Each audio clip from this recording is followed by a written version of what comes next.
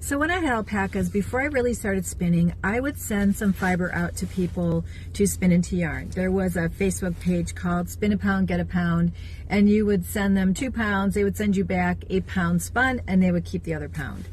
So I sent it out to a couple people, and what was really interesting is that some of the yarn I got back was super soft, and some felt like rope.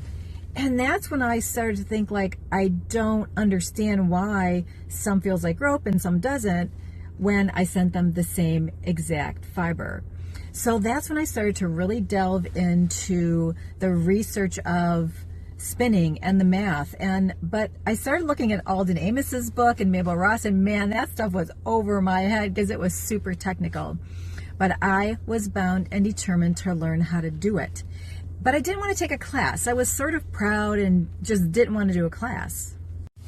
So I was spinning and practicing and practicing and practicing. I mean, in one bobbin, I would spin long draw, short forward, back forward, whatever. I would spin whatever I wanted because I thought that maybe the bobbin needed just a bunch of different drafts and drafting lengths and all that stuff. And my yarn just never turned out right. Okay, so I finally broke down and took a live class on woolen and worsted, and man, that opened my eyes. I mean, it wasn't the deep fundamentals of woolen and worsted, but it gave me that basis to move forward. So once I learned that, then the Mabel Ross book made sense, and then the Alden Amos book made sense, and everything started to click. So I started practicing for a couple years, and I kept getting the same results. In fact, the results I wanted to get.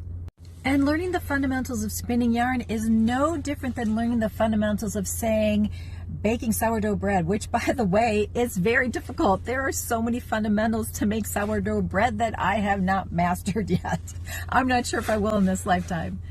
But what I'm here to say is, if you're struggling, if your yarn isn't turning out the way you want it to turn out, or if your bread isn't turning out the way you want it to turn out, take a class. There's so many online classes.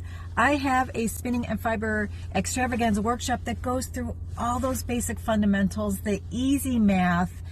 Do yourself a favor. Whether it's for me or somebody else, take a class and learn the fundamentals, and then practice that and make some amazing yarn.